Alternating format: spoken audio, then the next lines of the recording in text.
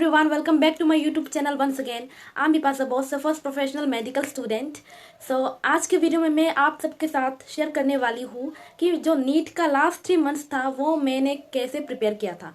Make sure कि आप इस वीडियो को पूरी लास्ट तक देखें ताकि आपको सारा कुछ समझ में आए. और अगर आप आज भी कोई गलती कर रहे हो अपने नीट की प्रिपरेशन में तो वो आज से आप करना बंद कर दो.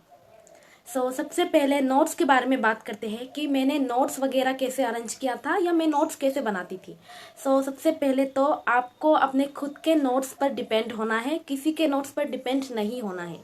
अगर आपने आज तक नोट्स नहीं बनाए हैं तो आज और अभी से नोट्स बनाना शुरू कीजिए, क्योंकि आप जब खुद के हाथों से नोट्स बनाते हैं ना तो वो चीज़ आपके दिमाग में ज़्यादा देर तक रहता है एंड आपको उसका जो रिजल्ट है, इफेक्ट आपको जल्दी नज़र आएगा. पहले तो मैं टॉपर्स के नोट्स वगैरह थोड़ा देखती थी, बट बाद में जाकर के ये रियलाइज़ हुआ कि उनके नोट्स में चाहे जितना भी देख लूँ, जितना भी पढ़ लूँ, बट लास्ट में मेरे जो खुद के बनाए हुए नोट्स है, फिर चाहे वो कितने छोटे कितने गंदे ही क्यों ना हो, वो ही लास्ट में काम आते हैं. आज से अपना नोट्स खुद बनाना शुरू कीजिए. मैं नोट्स कैसे बनाती थी मैं वो भी आपको बताती हूँ. फिजिक्स के लिए मैं फॉर्मूला नोट्स बनाती थी. वो कैसे, एक चैप्टर का फॉर्मूला नोट्स 2-3 पेजेस में मैं क्रिस्प एंड क्लियर करके समेट करके मैं लिखती थी. और चाहे आपको जितना भी आलस आए, आप अपने आप को फोर्स करो कि चल तू नोट्स बना. मैं भी ऐसे क्या करती थी कि आज आलस लग रहा है तो चल अभी बनाते हैं, अगर अभी बनाएंगे तो खत्म हो जाएगा, ये टेंशन दूर हो जाएगा. तो मैं बनाती थी. एंड मॉडर्न फिजिक्स हो गया, चाहे रोटेशनल डायनेमिक्स, फ्लूइड मोशन, जो भी है सब कुछ का आपको खुद से अपने हाथों से फॉर्मूला नोट्स बनाने हैं. अगर आपको फिजिक्स के थ्योरेटिकल नोट्स नहीं बनाने आते या आपके पास उतना टाइम नहीं है, जो कि अभी तो बिल्कुल भी नहीं है, आप क्या करना, फिजिक्स ऑफलाइन नोट्स करके एक ऐप आता है, उससे मैंने भी अपना जो थ्योरी वाला पार्ट है फिजिक्स का, उससे ही मैंने पूरा कवर किया था. उसमें बहुत सारे क्वेश्चंस भी होते हैं एक्स्ट्रा, एंड जो आज तक नीट में आ चुका है वो इजी से लेकर के एडवांस लेवल तक सारे क्वेश्चंस वहाँ पर है. ये कोई पेड या स्पॉन्सर्ड वीडियो नहीं है, बट मैं जेन्युइनली फील कर रही थी कि आपको बताना चाहिए, so I just shared it. Physics offline notes, उससे आप अपना थ्योरेटिकल पार्ट आप कर लेना. फॉर्मूला नोट्स आपको खुद बनाने हैं. आज से अभी से इस वीडियो को खत्म करने के बाद आप फॉर्मूला नोट्स बनाने लग जाना.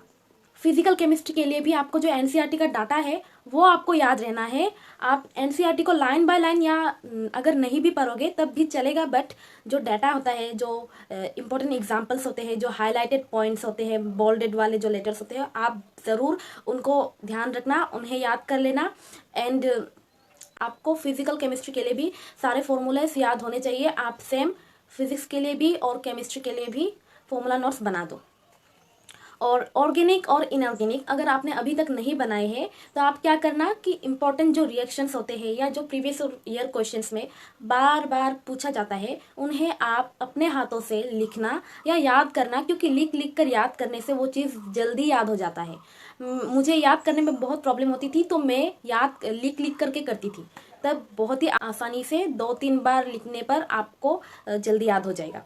फिर सेम वही बायोलॉजी में मैं क्या करती थी कि जो डिफ़िकल्ट टॉपिक्स है, लाइक फोटोसिंथेसिस, रेस्पायरेशन वाले चैप्टर्स हो गया, ये सारे बहुत डिफ़िकल्ट है. आई नो कि आपको भी डिफ़िकल्ट लगते होंगे, बट इनमें से बहुत क्वेश्चंस नहीं आते, बस 1-2 क्वेश्चन ही आते हैं. तो आपको क्या करना है, इग्नोर तो नहीं करना है, बट फिर भी आपको खुद के नोट्स बनाने हैं. कैसे बनाने हैं, जो एनसीईआरटी को आप रीड करोगे, एनसीईआरटी को रीड करते करते आप उन्हीं से शॉर्ट फॉर्म में आप अपने नोटबुक में लिख कर रख देना, क्योंकि लिखने से जल्दी याद हो जाएगा. मैंने बार बार ये चीज़ बोला है. जो बहुत बहुत ईजी चैप्टर्स होते हैं, लाइक लिविंग वर्ल्ड, तो सारे चैप्टर्स को लिखने की कोई ज़रूरत नहीं है, उतना टाइम भी नहीं है.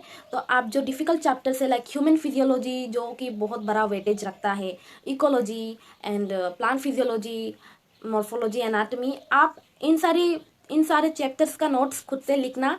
तो मैं बायोलॉजी के लिए भी यही कहूँगी कि जो एक चैप्टर आपको 2-3 पेज में सम अप करके लिखना है. देखना, आज से अगर आप लिखना शुरू कर दोगे तो ज़रूर मेरी इन बातों का आपको वैल्यू नज़र आएगा. अभी बात करते हैं कि टेस्ट अभी आपको कैसे देने चाहिए. तो मैं क्या करती थी, हमारा टेस्ट होता था, पहले तो वीकली होते थे, बट जब लास्ट के 3 महीने थे तब हमारा टेस्ट हफ्ते में 2-3 बार हो जाता था। 2 या 3 दिन के बाद ही हमारा टेस्ट होता था। तो ऐसे में अगर आपका सिलेबस कंप्लीट नहीं होगा तो बहुत प्रॉब्लम होगी।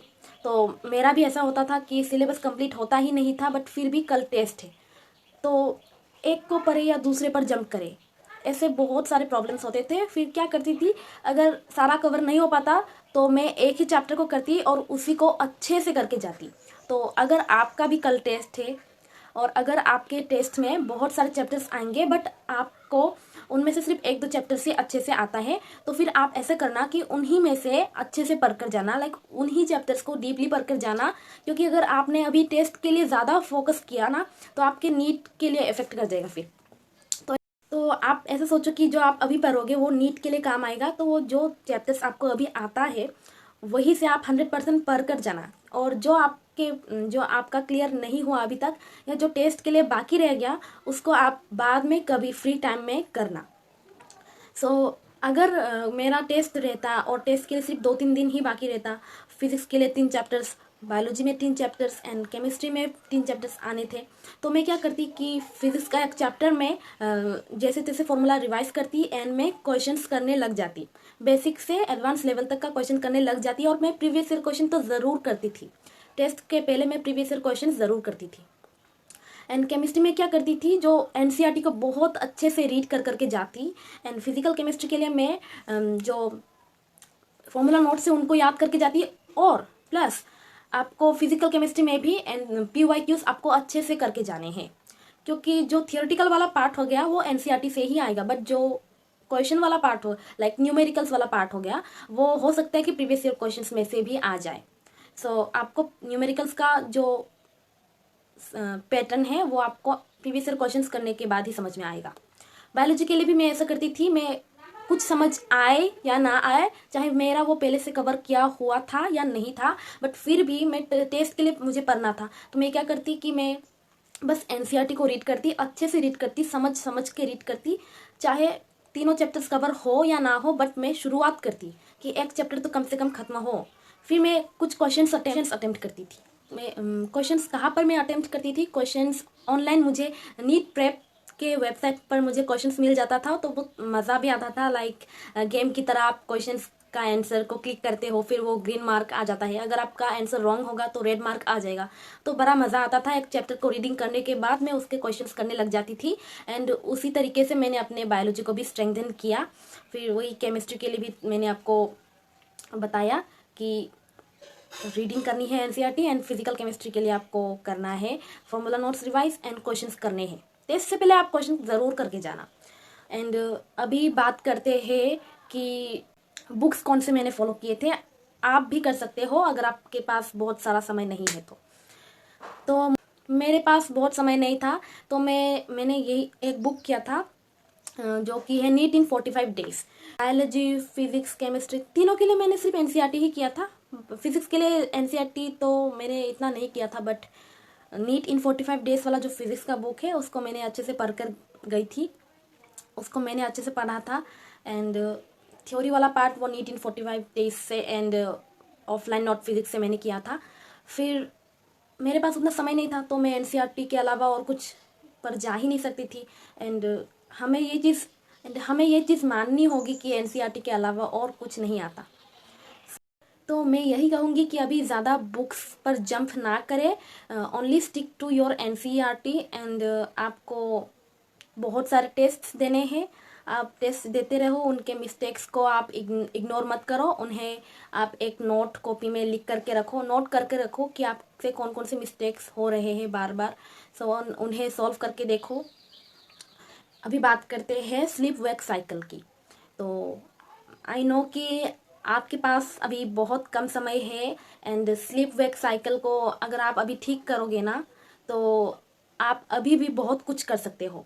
मैंने खुद किया था। मैं पहले तो 2-3 बजे तक पढ़ती थी, सुबह 7 बजे भी उठा नहीं जाता था, 8 बज जाते थे एंड मेरा आँख दुखता था।